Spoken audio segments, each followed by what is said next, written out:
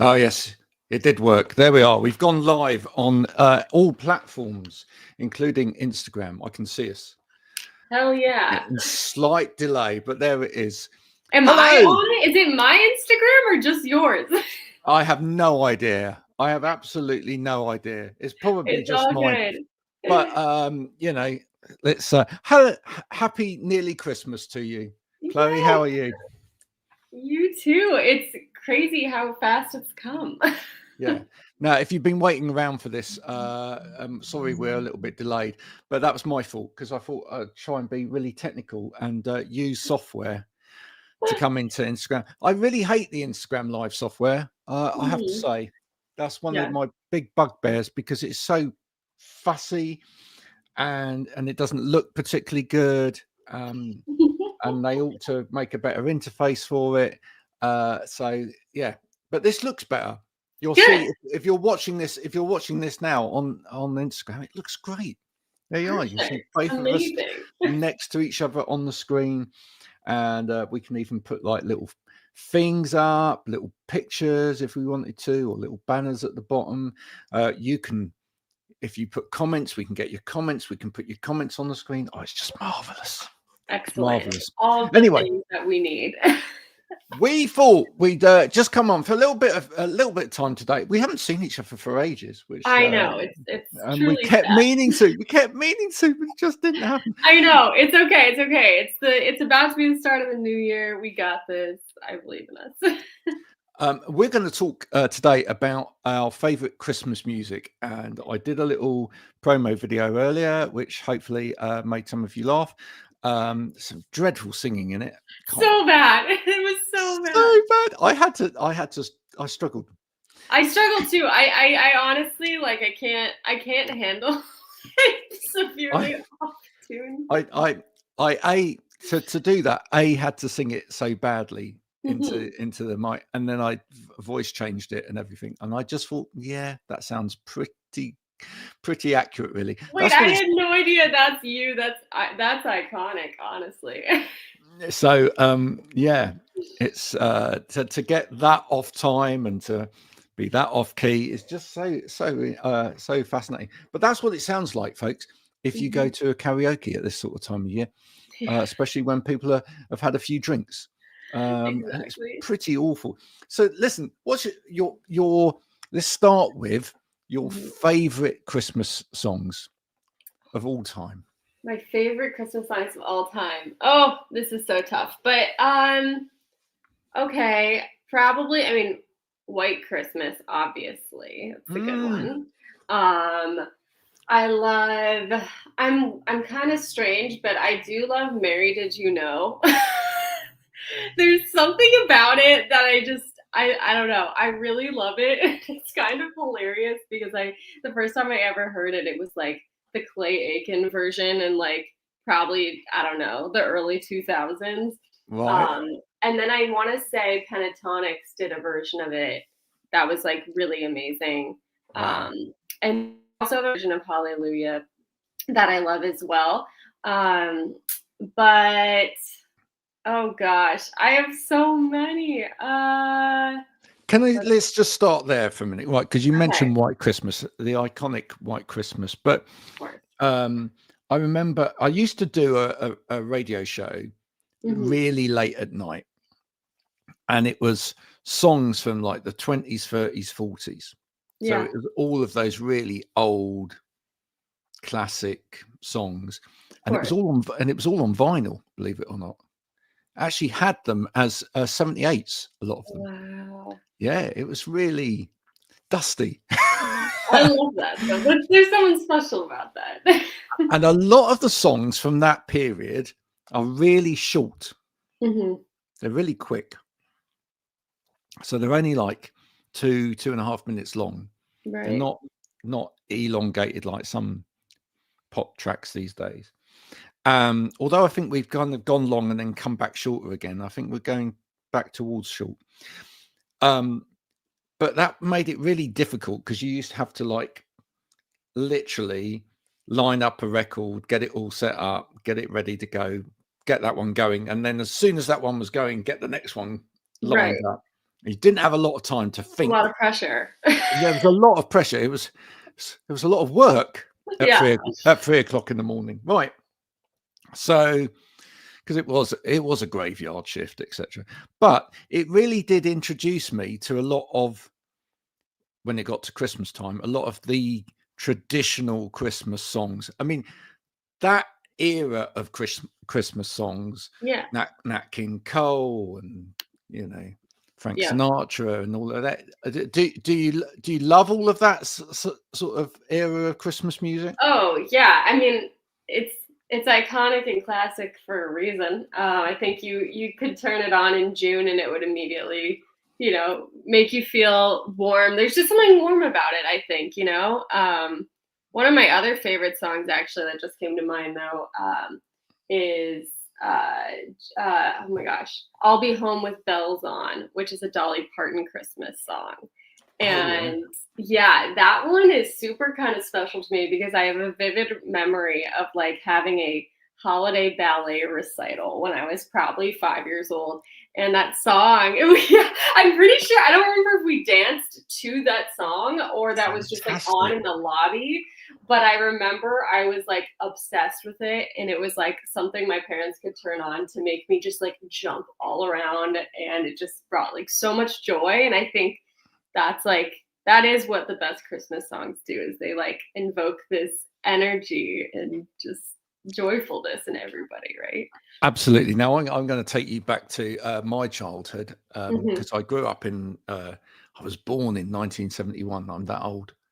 That You're makes a you feel 70s really guy. I young. mean, that's iconic. I kind of wish I was born in the 70s sometimes. Okay, okay. So growing up in that era meant that I actually got to go and see some people that were involved in great Christmas songs. And one of the bands that I went to see live as a child at a festival more than once was Boney M. Okay. Yeah, And yeah. what was his favorite song? Mary's boy child. Mary's boy child, Jesus Christ was Okay, yes, born. it's Yeah, coming. yeah. Do you remember that one? Kind of. It sounds a little familiar. Is that a British one? Was it a British hit? Okay, right. So that was a classic. And then also from that sort of time as well, my mum and dad didn't have many albums. I think I may have told you this. I've told everybody this over the years on the show. Mhm. So we only had about 6 albums in the house, but one of the albums that we did have in the house was the Johnny Mathis Christmas album. Okay, and Okay. favorite pick from that? Well, it's the classic Johnny Mathis, When a Child is Born.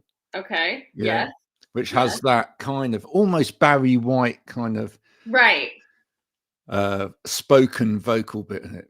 You right. know? Which Yeah, I you know the yeah, I song? think people love that stuff because you feel like almost like you're being told like a story or something. Does that make any sense? Yeah. Yeah, no, absolutely. Absolutely. I then say, right, so there's a warmness to me of that, although I'm not sure that I feel that all of the words of that are now culturally appropriate in the modern day. That happens with songs, right? It really does, yeah. It really does. I think though, and I'm going to be a bit embarrassed about this now. I do think I was quite excited when Paul McCartney brought out his Christmas songs. Oh, yeah. Yeah, tacky though some of them are. Yeah, Yeah, so I mean the obvious one for me wasn't simply having a wonderful Christmas time, although right. because that was when I was really young. So the obvious one for me, sort of in my sort of more formative years, would have been Pipes of Peace. Okay, Yeah, okay, I love that. yeah. Good And then one. I'm pretty certain that, and tell me, folks, if I'm wrong about this, but I'm pretty certain that the Frog Chorus song came out around about Christmas as well. But there you go. That's not a Christmas song, but it come out Yeah, around that around sort of that time. same time. I'm a big Beach Boys Christmas girl too. I mean, obviously I grew up Oh, in California, so that's yes. that's my vibe. Couldn't have a sort of Christmas without that. But there was a whole period where Christmas songs had kind of almost a political message. So Pipes of Peace, Right. Paul McCartney. Hmm. I mean, I guess you could say Imagine's a really great song from that point of view.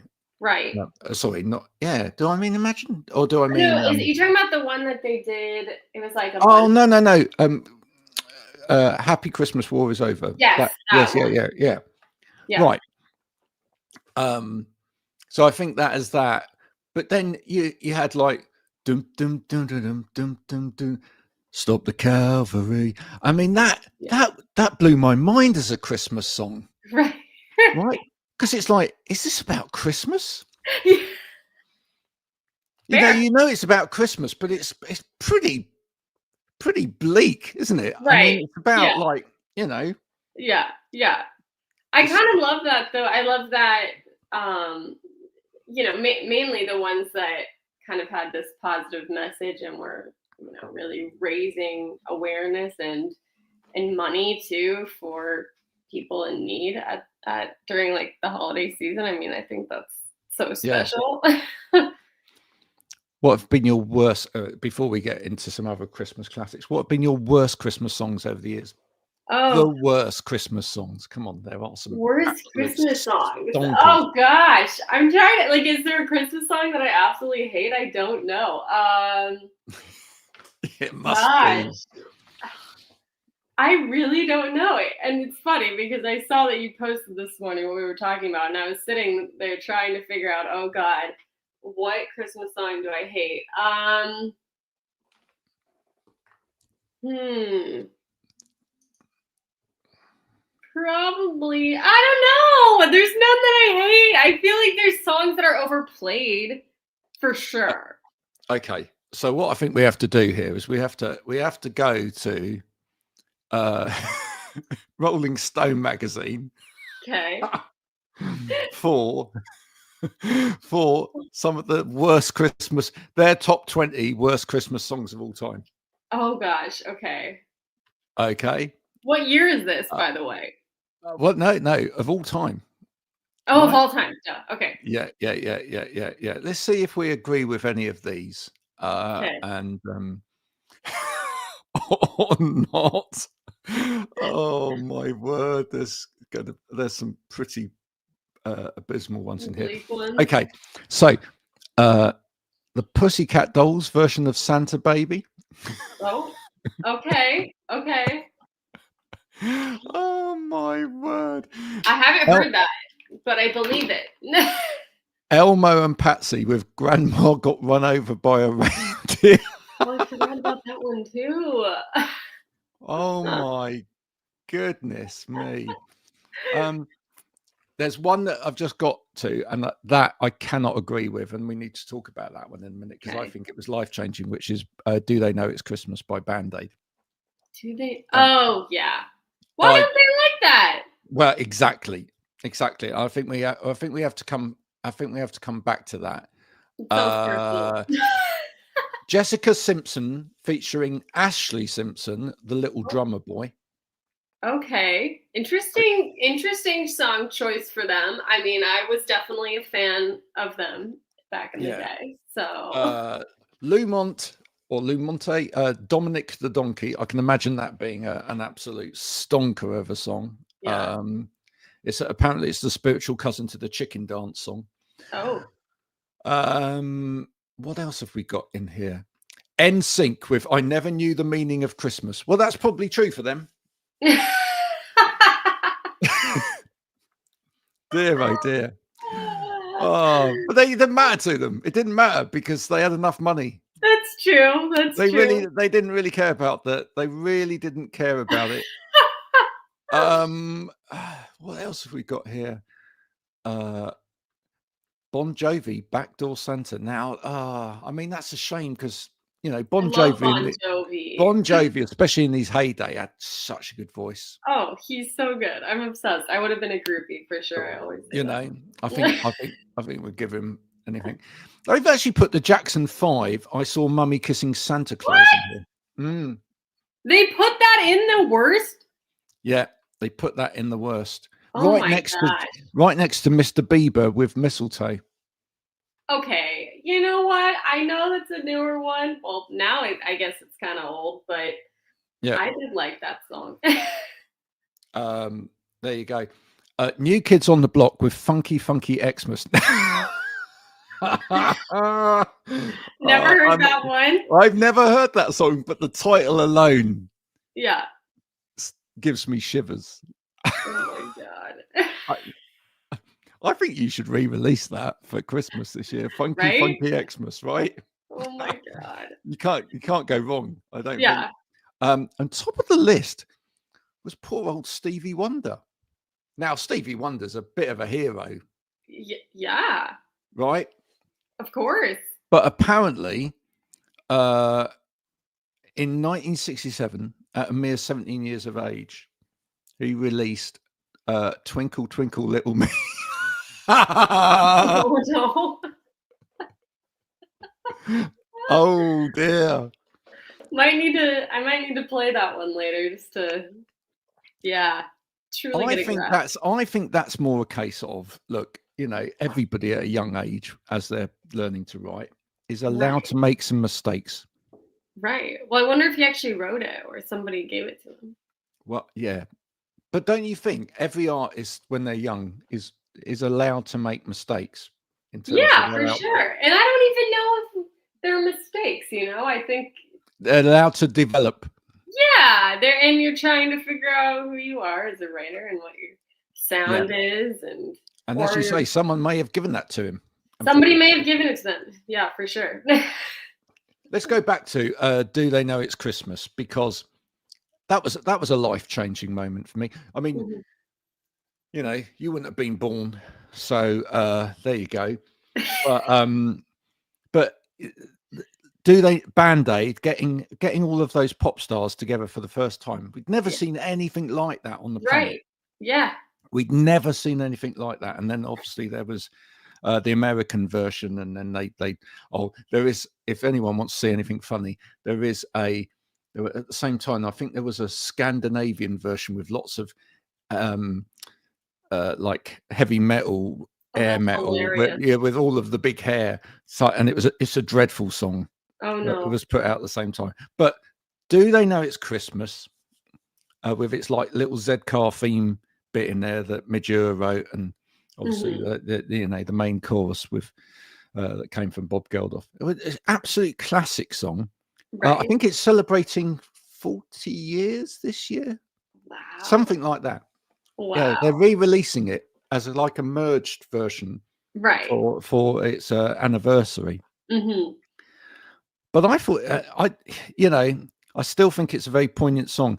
And do you know what that reminds me of as well? It just reminds me of that, and then Live Aid, and just the power of music. We really kind of brought people together, believing that music was this big unifier.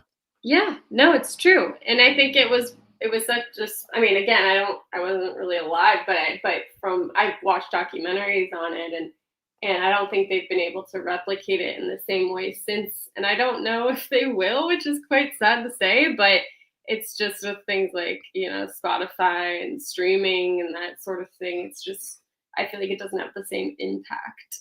Well, I think we've kind of become very used to technology being able to take us from one place to another and whatever now anyway. So that's kind of, that had never been done before. Right. Like trying to get, technically it was really hard. Sure. Right. Because we didn't have the internet like we have the internet these days. So, they had to coordinate satellites, and, it was real tricky stuff. Yeah. And to have this, all of these artists playing all day, as such big artists as well. And of course, it left us with some amazing memories, which you've probably seen on video since, like Freddie Mercury with the Oh, yeah, of course. completely controlling the crowd, And right? the crowd is just insane. Yeah. You know, I mean, if Unbelievable. that doesn't inspire a young singer-songwriter to want to get up in front of an audience, what does? Yeah, I totally agree. I totally agree. You know, I mean, Absolutely. Dave Grohl said that that was a defining moment for him in terms of wanting to be in a band and Right. whatever. You know, and it kind of spawned the success of U2, for example. Right. Do you remember what Bono did at that concert at Live Mm-mm. Aid? That kind of did? Okay, so he really peed off the rest of the band Okay. because everybody had a really tight set. They can only play like two or three songs most. Right. Yeah, and he chose in the middle of one of the songs, which cut their set short. Right, he chose to climb down from the stage and get into the audience and sort of Okay. reach out to someone in the audience, and but we'd never seen that before in that way. Oh, no way. Yeah, we'd never actually seen that before, and it was just that kind of connection thing Right. that he sort of started there. Yeah. And the rest he came off stage and the rest of the band had an absolute go at him, thinking, "You ruined our chance. We only had this amount of time. We could only play this amount of songs." Yeah. And then it just blew up. That image of him, Yeah. bring Wait, that's such a cool story. I had no idea about that. it's those moments in rock history that kind of Yeah, well, now it is a common thing. I mean, obviously the bigger you get, it gets harder, but just the fact that people, bring people on stage or whatever, right? Like that's the intimacy between yeah, an the audience and engagement. yeah, Yeah. yeah, Yeah. Pretty iconic. Oh no, I think you're frozen. absolutely, No. absolutely massive. Oh, seems to have no. Okay again. Okay, it froze for a moment. I'm okay. Okay, okay. Oh, is it gonna mess around with us? Don't mess around with us. Come on. I know, I What's it doing? know. What's it doing? Right. Oh my goodness. Technology sometimes just throws a curveball. I know, I So know, I know. I wanna know. So outside Mhm, of your White Christmas, etc. mhm. More modern Christmas songs. What's your More favorite? modern. Ooh. Um,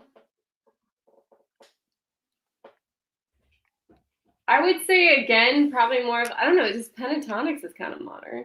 But Yeah. them, there is a song again, it's not really that modern anymore, but it is modern. But there's a song by this uh artist at the time named Bianca Ryan. She's like my age now. That was called "Why Couldn't It Be Christmas Every Day." It's got kind of like a Mariah Carey sort of vibe to it. Um, let's see what else. I mean, Casey Musgraves has a Michael Bublé. Does he count as being new? I don't really know though. Counts as being the king of The Christmas, king of all kings. Yeah, I mean, without a shadow obviously of a doubt. anything Michael Bublé. I remember. Have you heard of the song "The Christmas Shoes"? No. Oh my god, it's the saddest Christmas song you'll ever hear in your life, but it's so good. I think they even made like a movie about like the song because it was that impactful of a story. But basically, like this this little boy's mom is like dying of cancer, and he like spends all his money to like buy her a pair of shoes so she can meet Jesus when she dies. It's the saddest thing. It's Oh literally man. so heartbreaking, but it is a really beautiful song. And I remember I really loved the song. And my sister was so like emotional about it. She couldn't she still can't. If she hears the song, she just is done for. But yeah, not to, ruin the mood or anything, but No, not at all. I'm gonna say, and it's been mentioned several times recently in interviews with people that I've talked to recently. I think one of my favorite Christmas songs, which isn't to some extent isn't a Christmas song, must be River. I don't know if I've heard that. Joni Mitchell, River. Okay, well, yeah, I love Joni Mitchell. Yeah. Um, So I think that must be one of them. It's a good one. I Sure. I think it has to be in there, although it got kind of banned a little bit over the last few years because there is a bit of a word in there which isn't politically correct, etc. These days, and I think they've artificially changed it now with AI. But I still think, because of the musical genius of it, I still think the Pogues' "Fairy Tale of New York" is a classic. Just the interplay between his voice and her voice. You know, she's got such a lovely voice. It's very clean, etc. And he's got the duets. The duets. I just released a Christmas duet. You know, gotta do the duet. But his voice is just so like, you know. Yeah. And I just think, yeah, that works so well. And it's, you know, and it's so that they're everybody's had an experience where they've had a kind of relationship where they're having a bit of a ding dong at each other. That's a good way. And I think at Christmas we experience that a little bit more because we're all kind of claustrophobic and locked up with each other. So there's something about that that's very real, I think. Yeah, totally. You know? I have a weird one. Count Your Blessings. Do you know that one? Yes, I do. I love that song. To me, it also doesn't really seem like a Christmas song, but it is, I guess. It's one of those ones where it doesn't really seem like it, but no, I love that song. And then, let's see. I'm looking through my Christmas now. Oh, of course, Hard Candy Christmas, Dolly Parton again. Nice. Classic. By the way, folks, if you watch this over the next few weeks, because I'll try and put it out as many times as possible, put little clips out and whatever. If you want to comment with your favorite Christmas songs, we'd love to hear your Christmas songs. Yes. You know, if you'd like Chloe to do a version of something as well, let her know. Yeah, let me know. I have now, let's see, 1, 2, 3, 4, 5 Christmas songs out. So 2 of them are new. I just released them this year. And then I've got 2 that I released a couple years ago and a cover from a couple years ago. Lovely.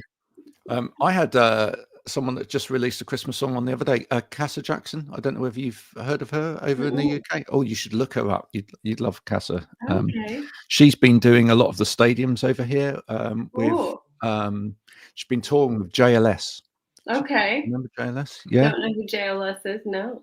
Oh, they were finalists in X Factor. Oh, cool! Many moons ago, and they've been doing sort of like a comeback tour around all of the O2 arenas around the UK. She was doing support there. She's just released a Christmas song. Oh, nice! I'll tag you both later so that you can meet each other. I'm going to go for, finally, folks. We're running out of time, but I'm going to go for my favorite Christmas song. Oh, wow. Okay. I need to hear it. Okay. My favorite Christmas song is by one of my favorite artists. There's a surprise. And it's Driving Home for Christmas by Chris Rea. Okay. Don't know. Do I know that one? Sing it. You don't know it. Driving home for Christmas. I've got red lights all around. Okay. Yeah. That does sound familiar. Yeah. Soon there'll be a freeway, yeah. Get my feet on holy ground. Ooh, now, he must be talking about LA, but I don't know about the holy ground part. I just love that song. And I love the line in it where it's take a look at the driver next to me. He's just the same. It's just like, No, I love that. It's just that whole bit about being in the car and you're driving along, trying to get back to your family. You know. Right, it's universal, right, with everybody. Universal, we've all been there. The snow's coming down, right? And just before Christmas, the traffic all grids up. You can't get home. You're stuck in traffic and whatever. Yeah. And the fond memory for me was because I used to travel a lot. I don't anymore, but I used to play that, make sure I play that song on the last day as I was coming home for Christmas. Oh, I love that. Isn't that nice? I love that. That's great. And it's just that song about, like, you know, you felt like you were there with Chris and you were both like there together in that situation, and you were like trying to get home. Sure. Trying to get home. And it's also it's another one of those Christmas songs that's got a lovely story to it. Yeah. An absolutely lovely story to it in terms of its conception, etc. Because Chris Rea at the time, I did say this the other day, but I'll repeat myself. Chris Rea at the time, he'd written an absolute banger very early on in his career, which was "Fool If You Think It's Over." You know that song? No. Fool if you think it's over. No, but you're introducing me to a lot of new music. Right. So he'd written that song, absolute classic, which was covered by Elkie Brooks. Okay. Check that version out. You'd love that. I will. Right. But he hadn't really had sort of like another big hit and whatever, and he was beginning to struggle in his career and whatever, and he kind of wrote that song in a quite desperate place as well. And I don't think they were even considering releasing it and whatever at first, and then they heard that he got this Christmas song and whatever, and they put it out, and it just went boom. Really? That was it. Yeah, set him up for life. And Goals? that just saved his bacon, as it were. And he said, you know, in like more recent interviews, he's quite old now, and he's had a lot of health issues. But he said, I never get tired of playing that song, because that song, you know, allowed me the rest of my career. That's such a positive way to look at it. I feel like some artists that, you know, have a song blow up, they're just so done with it. I'm sure he gets sick of it, but like they don't have the same appreciation. But you just learn to play it in a different way, right? Sure, yeah. Well, and I think it's perspective. That song set him up for the rest of his life and allowed him to do some other amazing things. Yeah. Right. Folks, if you've never really dived into Chris Rea, please do. And one of the albums that you really need to dive into, I'm gonna grab it from. I love that you have it available. I'm gonna grab it now. I'm gonna need to get a vinyl so you can have my stuff prepared just to whip out. This is an album. It's not an oversized CD. Oh. Not an oversized CD. It's in fact this is a book of CDs, actually. Wow. This is called Blue Guitars. So this is the CD version, and if I open it, you'll see how beautiful this is. Look at this. Right? Wow. These are all different CDs. And then, this is like his whole collection? And then this is one album, and then at the back, this is another set of CDs. And then and then in the middle, it's there's all the words, and also how many songs is that? All of this artwork which Chris did himself. Oh, that's amazing. I love that. And what it is, it's his own. He wrote this album, and it's basically the history of the blues. Wow. So it starts with beginnings, then goes into country blues, Louisiana, New Orleans blues, electric Memphis blues, Texas blues. It just goes all the way through the history of the blues. Wow. So how many songs is on that? Oh, I do not know. I mean, if you're talking maybe sort of what 12 albums on there, say 10, so 120 odd 20 odd tracks, something like that. And he considered that to be one album? That's one album, yeah. That's insane. Holy crap. There's a work ethic. Yeah, that's something else. And it's all quality as well. It's none of it's filler. There you go. Absolutely beautiful thing. That's impressive. That's super impressive.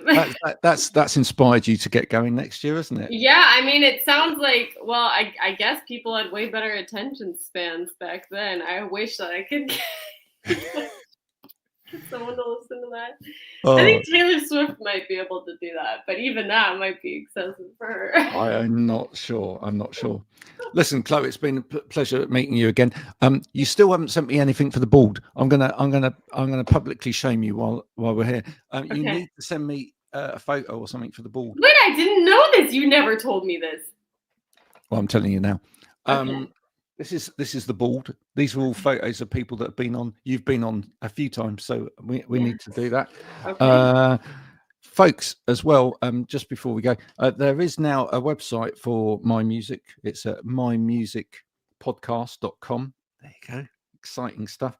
And if people want to know where to find the podcast element of it, I have. If you meet me in the street now, you will get accosted, and I will give you, I will give you one of these badges. Let's just bring that in. Ooh, look at that.